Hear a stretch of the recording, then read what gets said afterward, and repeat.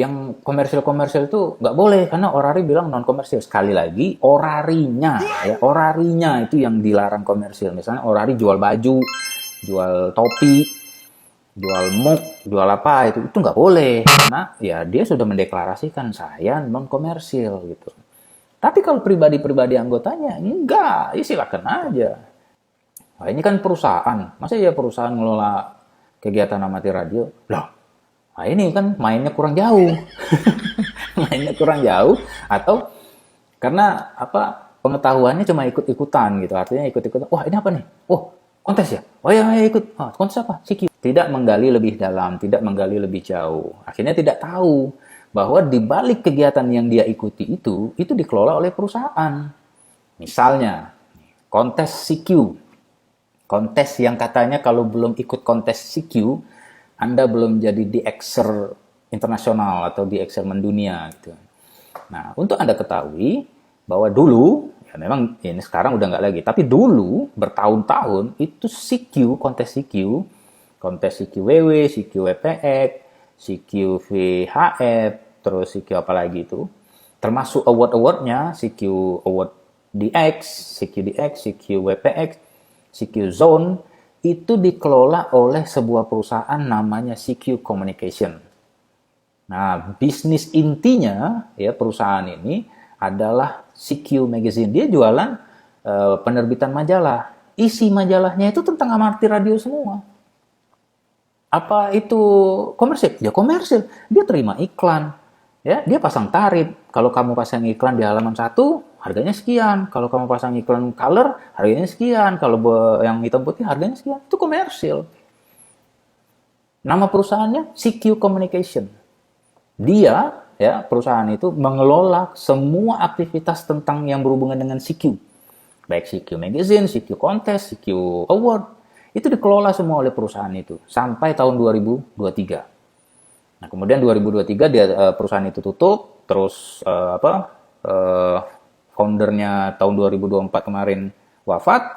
Nah, akhirnya semua kegiatan amatir radio yang tadinya dikelola oleh CQ Communication itu diambil alih oleh WWRO. Itu perusahaan itu. Jadi di mana ininya letak larangannya perusahaan mengelola kegiatan amatir radio? Tuh. Hapus tuh semua award kontes CQ itu. Kalau memang menurut Anda haram perusahaan itu mengelola kegiatan amatir radio. Kemudian selain dari CQ apalagi contohnya? QRZ.com. Nah, Anda semua ya sampai ada slogan kalau nggak punya QRZ.com itu bukan amatir radio internasional gitu. Kelas world class gitu. Nah, asal Anda tahu ya, untuk Anda ketahui juga. Makanya sering-sering explore gitu. Jangan cuma sedikit gitu ya. Memang nggak ada kewajiban, tapi lebih banyak tahu lebih baik gitu kan. Nah, sekarang saya kasih tahu bahwa QRZ.com itu dikelola oleh sebuah perusahaan namanya QRZ LLC. Nah, dulu ya sampai sekarang juga. Cuma kalau dulu sebelum ada internet, sebelum ada QRZ.com itu, QRZ LLC itu jualan CD-ROM. Jualan CD yang isinya itu adalah callbook dari amatir radio. Nah, itu dulu. Begitu ada internet, nah dia sewa server, dia bangunlah QRZ.com. Nah, komersil di situ. Iya, komersil. Kamu aja yang nggak tahu, karena kamu bukan subscriber. Kalau kamu subscriber, kamu harus bayar berapa tuh? Macam-macam lah. Ada yang $99 malah. Untuk lifetime membership. Apa yang dia tawarkan? Banyak di situ. Ya, kalau misalnya Anda subscriber, maka Anda bisa mendownload data-data QSL info amatir radio yang ada di QRZ.com secara lengkap, by email, alamat rumahnya, radionya segala macam. Gitu. Nah, kemudian Anda juga akan mengakses halaman QRZ.com itu tanpa ada iklan.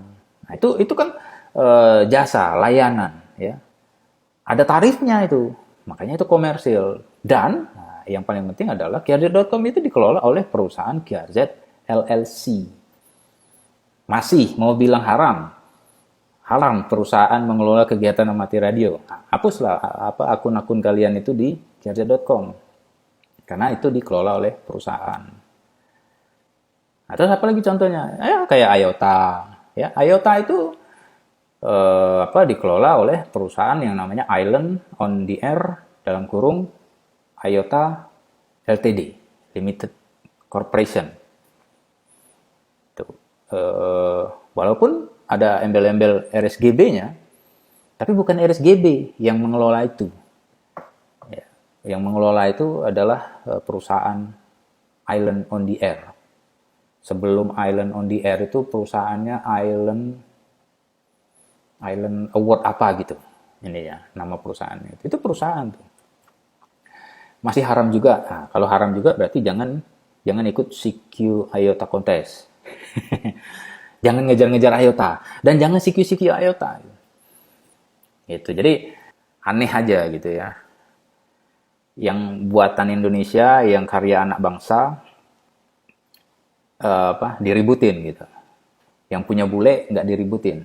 Itu semuanya komersil. Sota itu dia ada shopnya tuh, ada jualannya tuh. Jualan souvenir, jualan apa itu. Itu dia jualan. Ada barang yang ditawarkan dengan harga tertentu, ya itu komersil. Terus ini yang Hem Award WWA itu. Nah, itu kan dikelola oleh sekelompok. Saya nggak tahu nih apa perusahaan atau bukan, tapi kayaknya ada benang merahnya dengan KRZ.com. Apakah ini adalah ekspansi dari KRZ LLC atau tidak, saya belum tahu. Tapi yang jelas, dia juga menawarkan jasa dengan harga tertentu.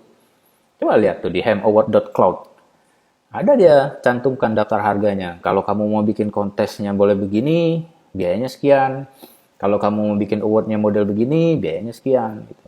Itu layanan jasa yang ditawarkan dengan harga yang jelas. Itu juga komersil. Nah, memang komersil ini itu adalah salah satu cara untuk membiayai kegiatan amatir radio. Karena semua kegiatan itu ya hampir bisa dibilang ya semuanya butuh dana lah. Ya, mau kegiatan yang sederhana seperti apapun pasti ada dibutuhkan pembiayaan di situ. Nah, permasalahannya pembiayaannya ditanggung oleh siapa? Apakah dicari secara komersil? Keuntungannya nanti dipakai untuk membiayakan itu lain perkara lagi. Jadi kalau menggunakan postingannya YLTIA itu mengatakan bahwa orari non komersil maka semuanya itu tidak ada boleh bawa komersil, itu salah kaprah itu. Nggak begitu. Itu hanya boleh untuk diterapkan di orarinya saja gitu. Karena yang mendeklarasikan seperti itu orari.